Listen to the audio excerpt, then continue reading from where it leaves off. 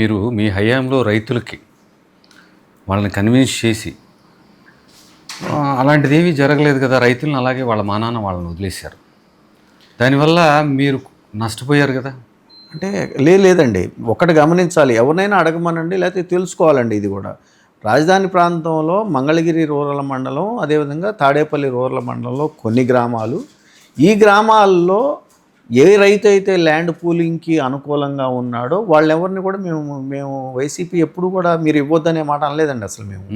ఎందుకంటే అనే హక్కు మాకు లేదు. రైతన్న నేను పొలం ఇచ్చుకుంటానంటే ఇచ్చుకోమన్నాం. కానీ ఏ రైతన్న అయితే మా తాత ముత్తాతల ఆస్తి, నేను పొలం ఇవ్వను, నాకు వ్యవసాయం చేసుకునేటటువంటి అవసరం ఉంది, నేను వ్యవసాయం మీదే బతుకుతాను, కానీ ల్యాండ్ పూలింగ్ అని ఒక పేరుకు మాట అంటున్నాడు, కానీ చంద్రబాబు నాయుడు గారు బలవంతంగా భూసేకరణ చేస్తూ ఉన్నాడు, కాబట్టి నేను కోర్టుకు వస్తాను, నాకు అండగా నిలబడండి అని చెప్పేసి అప్పుడు స్థానికంగా ఉన్నటువంటి ఎమ్మెల్యేగా నేను ఉన్నాను కాబట్టి నా దగ్గరికి రావటం, నేను వాళ్ళని తీసుకొని వెళ్ళి నా సొంత డబ్బులతోటి నేను వాళ్ళకి కేసులు చేయించి పెట్టడం జరిగింది. అంతేగాని మేమెవరం కూడా అంటే మీ హయాంలో ల్యాండ్ పూలింగ్ తీసుకున్న రైతులకి 3 రాజధానులతో వాళ్ళని కన్విన్స్ చేసి అలా ల్యాండ్ పూలింగ్ తీసుకున్న భూములకి ఏదైనా ప్రత్యామ్నాయం ఏదైనా చూపించాల్సింది కదా. ఇప్పుడు అదే చెబుతున్నాండి, వస్తున్నా దానికి కూడా అదే అంటున్నాం. కనీసం ఇప్పుడు అసలు మా ప్రాంతమే కాదండి, ఈవెన్ తుళ్ళూరు, తాడికొండలోని తుళ్ళూరు ప్రాంత రైతులకు కూడా ఇవాల్టి వరకు కూడా ఆయన ఇస్తానన్నటువంటి ప్యాకేజీ ప్రకారము, ఆయన చంద్రబాబు నాయుడు గారు చెప్పినటువంటి విధానం ప్రకారం అసలు ముందు మరి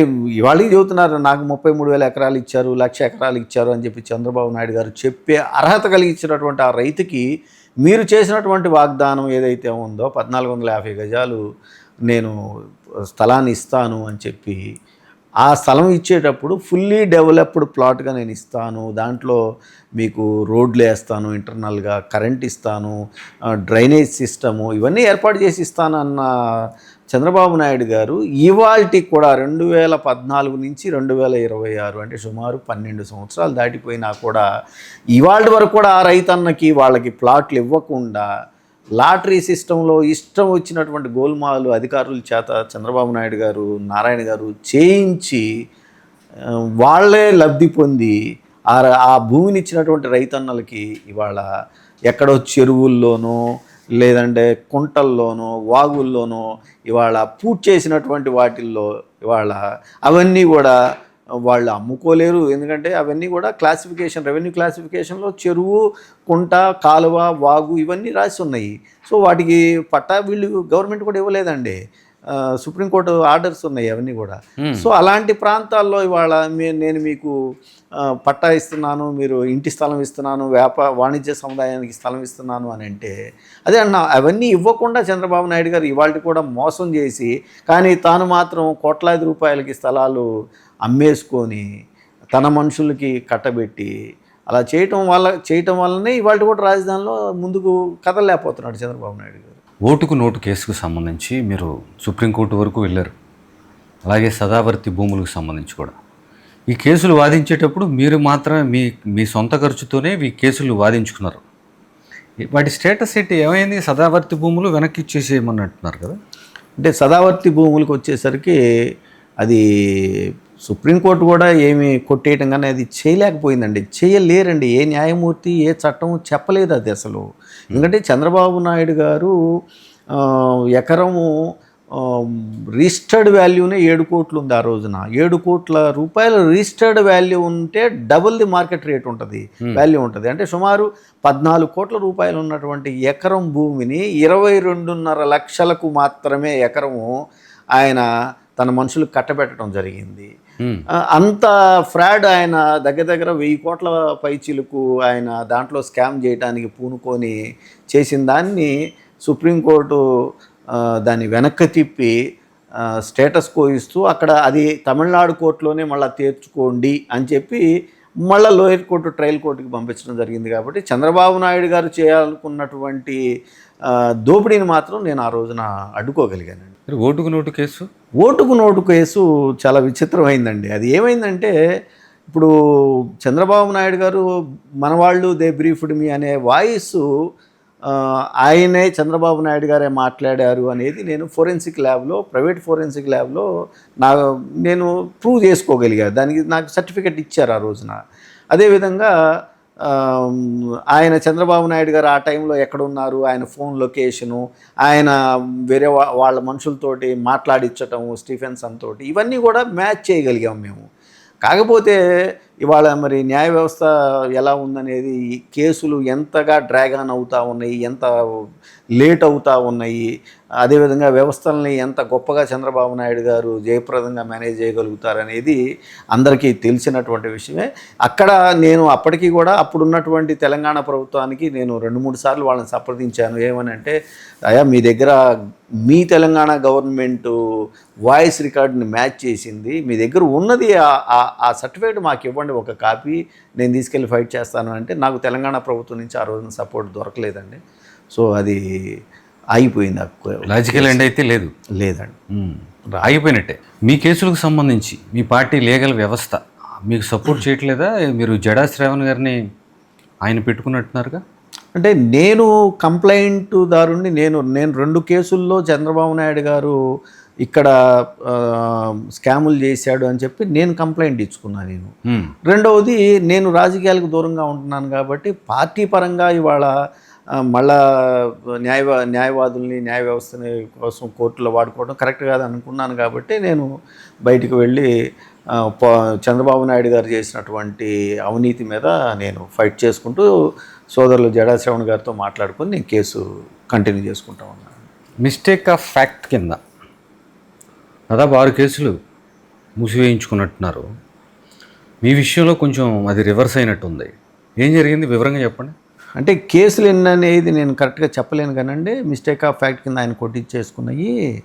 బట్ ఎంత దారుణంగా వ్యవస్థల్ని ఆయన భ్రష్టు పట్టించాడు చంద్రబాబు నాయుడు గారు. ఈ విధంగా కేసుల్ని మిస్టేక్ ఆఫ్ ఫ్యాక్ట్ కింద కొట్టేపిస్తున్నాడు చేయటం అనేది, ఇది ఒక మాయని మచ్చ న్యాయ వ్యవస్థలో ఏర్పడుద్దని నేను ఖచ్చితంగా చెప్పగలుగుతానండి. ఎందుకంటే ఇప్పుడు నా కేసుకు వచ్చేసరికి నా 2 కేసులు, ఒకటి అసైన్డ్ ల్యాండ్ కేసులు, రెండవది ఇన్నర్ రింగ్ రోడ్ కేసు. కంప్లైనెంటు అదేవిధంగా ఎక్యూజ్డ్. కంప్లైనెంట్ నేను, ఎక్యూజ్డ్ చంద్రబాబు నాయుడు గారు, ఇతరులు ఉన్నారు. ఇప్పుడు నాది ఇవాళ నడుస్తూ ఉన్నది ఇన్నర్ రింగ్ రోడ్ కేసు నడుస్తూ ఉందండి. అది కూడా అసైన్ ల్యాండ్ కేసు కూడా హైకోర్టులో నడుస్తూ ఉంది. నాకు అసైన్ ల్యాండ్ కేసు అయితే మాత్రం నాకు నోటీసు కూడా ఇవ్వకుండా, 2 ఇవ్వాలండి నోటీసు.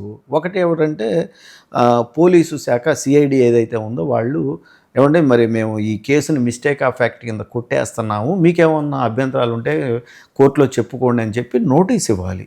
కానీ అసైన్ ల్యాండ్ కేసులో వాళ్ళు అసలు నాకు నోటీస్ ఇవ్వాల. నోటీస్ నాకు కూడా తెలియదు అది ఏంటి, ఆ కేసు కోర్టుకు వచ్చింది అని చెప్పేసి. కానీ జడ్జి గారు మాత్రం కంప్లైనెంట్కి నోటీస్ ఇచ్చారా అని చెప్పి వాళ్ళని అడగటము, ప్రాసిక్యూషన్ని. వాళ్ళు ఇవ్వలేదండి అంటే జడ్జి గారి ఆదేశాల మేరకు మాత్రమే నాకు నోటీస్ ఇవ్వటం. నేను వెంటనే ఆ నోటీసుని అందుకొని పోయి కోర్టులో ఆ కేసు గురించి నేను ఫైట్ చేయడం జరుగుతూ ఉందండి.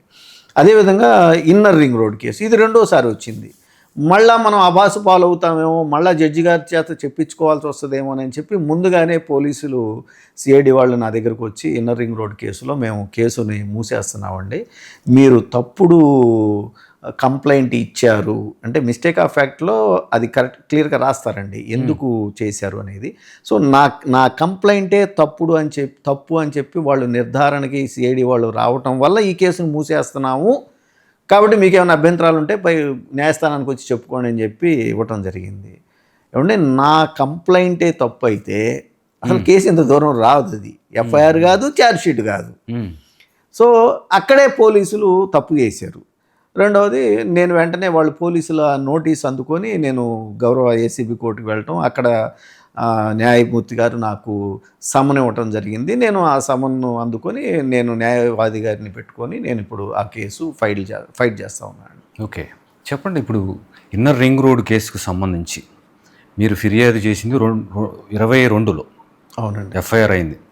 ఆ తర్వాత దానికి సంబంధించిన విచారణ చాలా 24కి ఛార్జ్షీట్ కూడా వేసినట్టున్నారు. ఈ మొత్తం ఎపిసోడ్లో ఏం జరిగింది? ఇన్నర్ రింగ్ రోడ్ కేసు నిజంగా వాస్తవాలు ఏంటి, ఎంక్వైరీలో తేలిన విషయాలు ఏంటి? నిజంగా 20 మంది దాదాపుగా దాంట్లో ఇన్వాల్వ్ అయి ఉన్నారని చెప్తున్నారు. ఇది అత్యున్నతమైన పదవిలో ఉన్న చంద్రబాబు నాయుడు దగ్గర నుంచి వాళ్ళ కుమారుడు లోకేష్ దగ్గర నుంచి, మంత్రి నారాయణ ఆయన కుటుంబ సభ్యుల దగ్గర నుంచి ఏం చెప్తారు మీరు? నిజంగా ఆ ఎంక్వైరీలో ఏం తేలింది? ఎప్పుడైతే రాజధాని అని ఇక్కడ డిక్లేర్ చేసుకున్నారో గమనించాల్సింది ఏంటంటే, చంద్రబాబు నాయుడు గారు 2014 జూన్ ఆ ప్రాంతంలో ఆయన పార్టీ గెలవటం, ప్రభుత్వాన్ని ఏర్పాటు చేయటం, జూన్ నుంచి డిసెంబర్ వరకు కూడా రాజధాని ఎక్కడ అనేది ఈవెన్ శివరామకృష్ణన్ కమిటీ చూసుకుంటుంది, కేంద్ర ప్రభుత్వ బాధ్యత రాజధాని నిర్మాణం అని చెప్పినా కూడా దాన్ని పట్టించుకోకుండా శివరామకృష్ణన్ కమిటీ ఇచ్చినటువంటి సిఫార్సుల్ని, అందులో ఈ ప్రాంతం కరెక్ట్ కాదు, ఇక్కడ రాజధాని కట్టొద్దని చెప్పిన దాన్ని కూడా తుంగలో తొక్కి చంద్రబాబు నాయుడు గారు కాసేపు నూజివీడని, కాసేపు కంకిపాడు వైపు అని, చివరికి ఈ లోపల తన మనుషులకి ఇక్కడే చెప్పుకొని తుళ్ళూరు ప్రాంతంలో వీలైనంత మందితోటి పొలాలు అవి కొనిపించుకున్న తర్వాత డిసెంబరు 2014లో ఆయన డిక్లేర్ చేయడం జరిగింది ఈ ప్రాంతంలో రాజధాని అని చెప్పి. అప్పుడే ఆయన ఏం చేశాడంటే, ఇన్నర్ రింగ్ రోడ్డు కూడా ఈ ప్రాంతానికి కావాలి కదా అని చెప్పేసి సుమారు 100 కిలోమీటర్ల లెంగ్త్లో ఇన్నర్ రింగ్ రోడ్ని ప్రపోజ్ చేసుకున్నాడు చంద్రబాబు నాయుడు గారు. చేసుకొని దానికి సరే చేసుకున్నారు. దానికి ఏం చేశారంటే, ఒక టెండర్ పిలవాల్సిన ప్రాసెస్ ఉంది. ఆ టెండర్ పిలవబోయే ముందు ఏం చేశారంటే, అప్పటికే లింగంనేని రమేష్ గారు అని చెప్పేసి పెద్ద వ్యాపారవేత్త ఉన్నాడు ఇక్కడ. ఆయనకి సంబంధించి సుమారు ఒక 150-200 ఎకరాలు ఖాజా గ్రామం దగ్గర మంగళగిరి రూరల్ మండలంలో ఆయనకి భూములు ఉన్నాయి.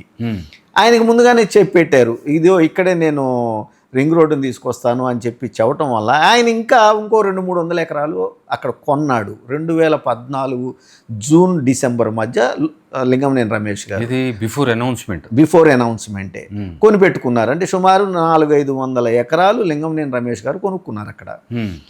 అదే టైంలో ముందుగానే మాట్లాడుకున్నారు కాబట్టి నారాయణ గారికి చెప్పాడు లింగంనేని రమేష్ గారు. నారాయణ గారు, ఆయన కుటుంబ సభ్యులు, ఆయన కుమార్తె, అల్లుడు, నారాయణ గారి భార్య, వాళ్ళందరికీ సుమారు 150-200 ఎకరాలు కొనిపెట్టాడు ఇదే లింగంనేని రమేష్ గారు, అందరూ బినామీల పేర్లతోటి. అదేవిధంగా ఇక్కడ రామకృష్ణ హౌసింగ్ అని చెప్పేసి అంజనీ కుమార్ గారు అని చెప్పేసి ఆయనకి చెప్పారు. ఆయన కూడా భూములు కొన్నాడు. అదేవిధంగా హెరిటేజ్కి సంబంధించి సుమారు 18 ఎకరాలు కేవలం కంతేరు గ్రామం తాడికొండ మండలంలో 8 లక్షలకి లింగంనేని రమేష్ గారు హెరిటేజ్కి అమ్మాడు. 8 లక్షల ఎకరం భూమి, 18 ఎకరాల చిల్లర. అప్పుడు నారా లోకేష్ గారు హెరిటేజ్లో డైరెక్టర్గా ఉన్నారు. సో ఈ విధంగా వాళ్ళే భూములను మొత్తాన్ని అతి తక్కువ రేట్లకి కొనేసుకొని వీళ్ళందరూ కలిసి, అందులో లింగంనేని రమేష్ గారి సోదరులు కూడా ఉన్నారు. వీళ్ళందరూ కలిసి భూములు కొనుక్కున్న తర్వాత టెండర్ నోటిఫికేషన్, ఇప్పుడు రోడ్డుకి మనం అలైన్మెంట్కి రెడీ చేసుకోవాలి వాళ్ళ భూముల దగ్గరగా వెళ్ళటానికి. దానికి ఇప్పుడు ఏ టెండర్ పిలవాలన్నా, ఏ పని ఇవ్వాలన్నా ఒక టెండర్ ప్రాసెస్ ఉంటుంది. సో ఆ టెండర్ ప్రాసెస్కి వాళ్ళు వెళ్లకుండా సుర్బానా జురాంగ్ అనే ఒక సింగపూర్ కంపెనీకి వాళ్ళు టెండరు నామినేషన్ బేసిస్ మీద ఇవ్వటం జరిగింది. ఇక్కడే అసలు బేసిక్ తప్పు చేశారు వాళ్ళు. నామినేషన్ ఎందుకండి, టెండర్ పిలవండి, ఎవరు లోయెస్ట్ అయితే వాళ్ళకి ఇవ్వండి అంటే కావాలని వాళ్ళకి నామినేషన్ బేసిస్ మీద ఇచ్చారు. వాళ్ళకి ఇచ్చిన తర్వాత చెన్నై, హైదరాబాద్కి సంబంధించినటువంటి STUP అనే ఒక కన్సల్టెంట్ సంస్థను కూడా తీసుకొని వచ్చి సుర్బానా జురాంగ్ వాళ్ళ కింద సబ్ లీజ్గా ఇప్పించి, సబ్ కాంట్రాక్ట్గా ఇప్పించి వాళ్ళందరినీ కూర్చోబెట్టి అసలు ఫస్ట్లో సుర్బానా జురాంగ్ ఎటువైపు నుంచి ఇది ప్రపోజ్ చేసింది ఈ ఇన్నర్ రింగ్ రోడ్ అనే దాన్ని తీసుకొని మన భూముల దగ్గర అవి యాక్చువల్గా ఫస్ట్ ఇచ్చినటువంటి ప్రపోజల్లో వీళ్ళ భూములకి 3 కిలోమీటర్ల అవతలకి వెళ్తూ ఉంది ఆ రోడ్డు. సో STUP అనే దాన్ని పెట్టుకొని వీళ్ళ భూముల మధ్యగా, వీళ్ళ భూములకి అతి సమీపంలో వెళ్ళేటట్టుగా వీళ్ళు డిజైన్ మార్చుకున్నారు. ఈ పని చేసినందుకు సుర్బానా జురాంగ్ వాళ్ళకి STUPకి సుమారు 20 కోట్ల రూపాయలు డబ్బులు కూడా పే చేసేసారు వీళ్ళు. సో ఇవన్నీ చేసుకొని వాళ్ళు లబ్ధి పొందటానికి వీళ్ళందరూ చేసిన తర్వాత కంప్లైంట్లు నా దగ్గరకు వచ్చారు చాలామంది. ఏమంటే ఈ విధంగా జరుగుతూ ఉంది, మా భూముల మీదుగా తీసుకెళ్తా ఉన్నారు, గతంలోనేమో వేరే భూముల మీదుగా వెళ్ళింది ఈ రోడ్డు, ఇప్పుడు మా నియోజకవర్గంలో వాళ్ళు. సో అది తెలియంగానే నా దగ్గరికి రాగానే నేను వాళ్ళ దగ్గర నుంచి కంప్లైంట్లు ఇవ్వమన్నా. నేను మీరు ఒట్టి మాటలు చెప్తే కాదు, నాకు ఏమైనా రాసి ఇవ్వండి, అది వాస్తవం లేదో తెలుసుకోవాలి కదా నేను కూడా అని చెప్పి.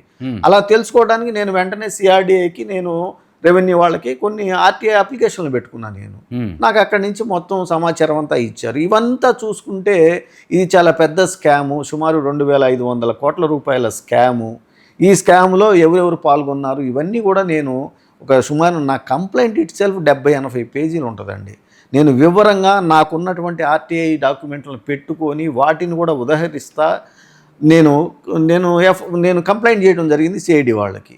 సిఐడి వాళ్ళు 22 మార్చి ఆ టైంలో ఎఫ్ఐఆర్ చేశారు.